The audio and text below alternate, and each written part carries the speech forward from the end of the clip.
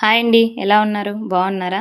మనం టైలరింగ్ చేసేటప్పుడు ఏంటంటే చాలా పీసెస్ మన దగ్గర మిగిలిపోతుంటాయి కదండీ. డిజైన్స్ కానీ కలర్ వేరు వేరుగా వాటితోటి సింపుల్గా హెయిర్ బ్యాండ్స్ ఎలా రెడీ చేసుకోవాలో చూపిస్తానండి. ఏం లేదండి, పొడవాటి క్లాత్ ఒకటి తీసుకొని తిరగేసి కుట్టుకోవాలండి. ఒక కుట్టేసుకున్న తర్వాత ఏంటంటే మళ్ళీ ఆ క్లాత్ని మనం తిరగేసుకోవాలండి. తిరగేసుకున్న తర్వాత ఏంటంటే ఎలాస్టిక్ పిన్నీస్ గుచ్చేసి మనము ఆ క్లాత్ మొత్తం ఎలాస్టిక్లోకి పోయేటట్టు తుడుచుకోవాలండి. తర్వాత నెక్స్ట్ వచ్చేసి ఈ సైడ్ ఎలాస్టిక్ని ఆ సైడ్ ఎలాస్టిక్ కొస తీసుకొని మనం కుట్టేసేసుకోవాలండి. తర్వాత అలానే ఎలాస్టిక్ కాని రాకుండా మళ్ళీ మన క్లాత్ మీద కూడా ఒక కుట్టు వేయాలండి. అప్పుడు నీట్గా ఉంటుంది ఫినిషింగ్ అనేది. ఇలానే అండి సింపుల్గా రెడీ అయిపోద్ది. నేను ఈ వీడియోలో చూపించినట్టు తయారు చేసుకోండి. చాలా అంటే చాలా సింపుల్గా రెడీ అయిపోతాయండి. హెయిర్ బ్యాండ్స్ అనేది కొనే పని లేకుండా మన దగ్గర ఎలానో క్లాత్లు మిగిలిపోతుంటాయి. ఇలా ఒకసారి ట్రై చేసి చూడండి, చాలా సింపుల్గా అయిపోతుంటుంది.